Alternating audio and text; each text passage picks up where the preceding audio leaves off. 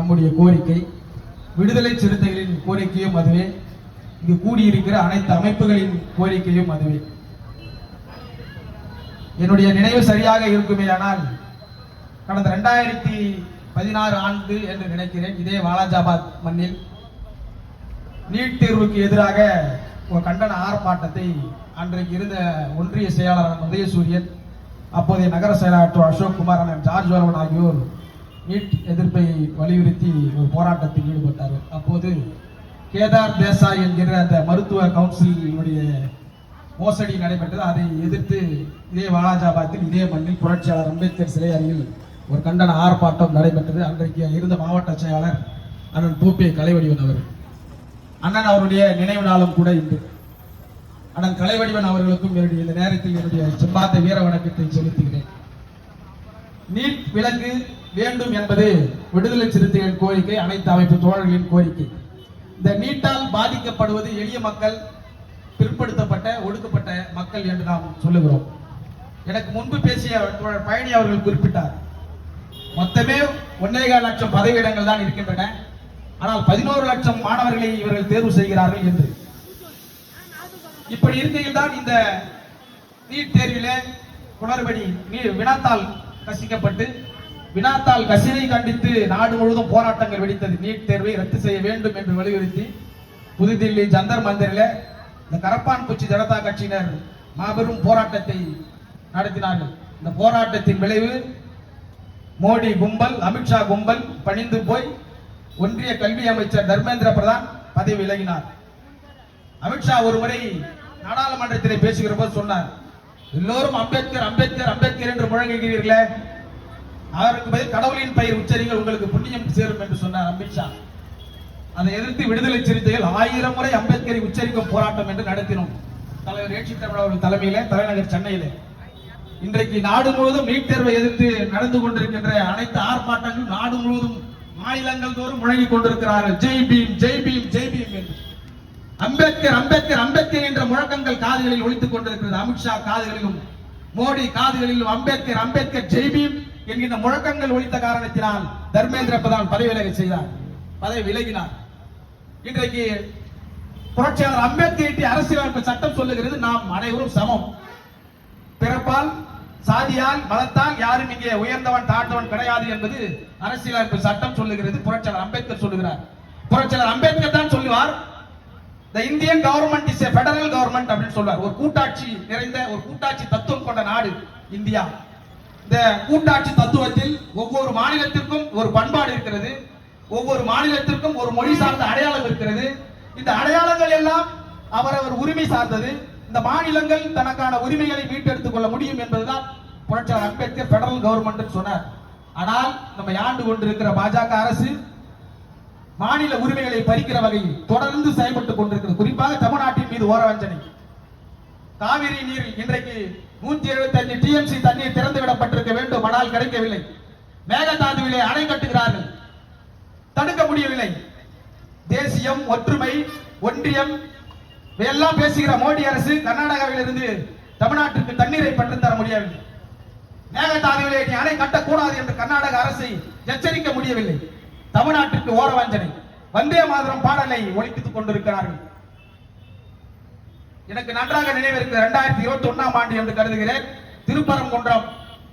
திருப்பரங்குன்றத்திலே மதக்கலவரத்தை தூண்டும்படி தீர்ப்பளித்த நீதிபதி GR சுவாமிநாதன்.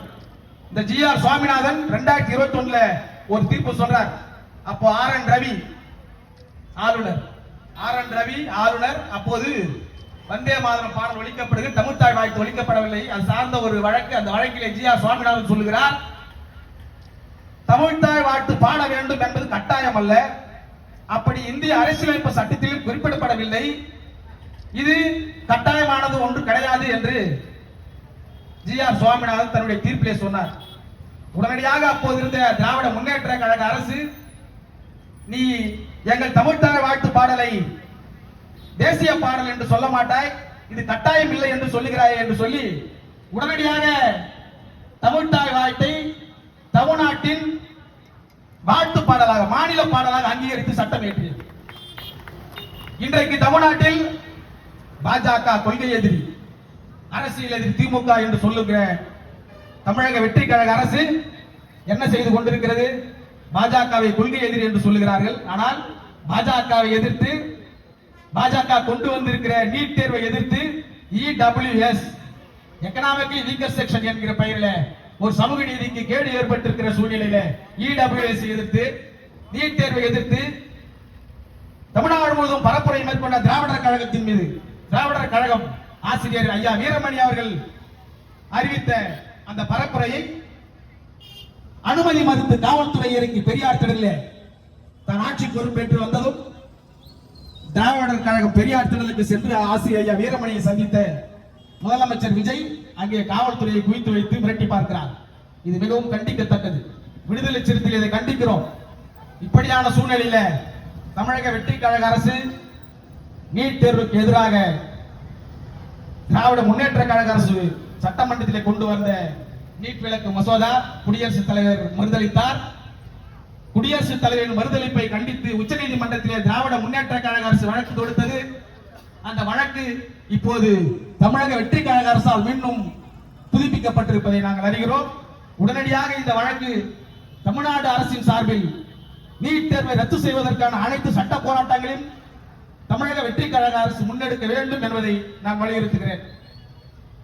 இப்படி NEET விலக்கு வேண்டும், நீட்டுக்கு எதிர்ப்பு, வினாத்தாள் கசிவு, மேகதாதுவிலே உரிமை மறுப்பு, வந்தே மாதரம் பாடலை பாடுவதிலே நமக்கு உரிமை மறுப்பு என்கின்ற சூழ்நிலையில் தான் விடுதலை சிறுத்தைகள் கட்சி மாநில உரிமைகளை பறிபோகிற இந்த சூழ்நிலையில் தான் தலைவர் ஏற்றுத் தமிழ் அவர்கள் விடுதலை சிறுத்தைகள் கட்சியின் சார்பிலே தன்னுடைய பிறந்த நாளான ஆகஸ்ட் 17 தமிழ் தேசிய எழுச்சி மாநாடு என்று அறிவித்திருக்கிறார். தமிழ் தேசியத்திற்கான தேவை ஏற்பட்டிருக்கிறது. தமிழ் தேசியம் உயிர் பெற வேண்டிய தேவை ஏற்பட்டிருக்கிறது. மாநில உரிமைகள் பறிபோகிக் கொண்டிருக்கிற இந்த சூழலில் தான் தமிழ் தேசியம் மறுமலர்ச்சி பெற வேண்டும். தந்தை பெரியாரை எதிர்த்து பேசுவது தமிழ் தேசியம் அல்ல. இன்றைக்கு தந்தை பெரியாரை எதிர்த்து பேசின கும்பல் வீழ்ந்து போய் கிடக்கிறார்கள், பெரும் தோல்வியை சந்தித்திருக்கிறார்கள். ஆனால் விடுதலை சிறுத்தைகள் பேசுகிற தமிழ் தேசியம் புரட்சியாளர் அம்பேத்கர் பேசிய தேசியம், தந்தை பெரியார் அவர்கள் பேசிய தமிழ் தேசியம், விடுதலை சிறுத்தைகள் பேசுகிற தேசியம். ஒன்றை சொல்லுவேன் நான். சுபவீர பாண்டியன் அவர்கள் ஒரு மேடையிலே பேசுகிற போது சொன்னார், விடுதலை சிறுத்தைகள் வருகைக்கு பிறகு சேரி தமிழர்களும் தமிழ் தேசியம் பேசினார்கள் என்று. அப்படி இந்த தமிழ் தேசியம் கிராமங்கள் தோறும் மூலை முடுக்குகள் தோறும் கொண்டு செல்ல வேண்டிய கட்டாயத்தில் விடுதலை சிறுத்தைகள் இருக்கிறோம். அதோடு கூட மாநில அரசின் உரிமைகளை பாதுகாக்கிற வேளையில் விடுதலை சிறுத்தைகள் தொடர்ந்து போராடுவோம்.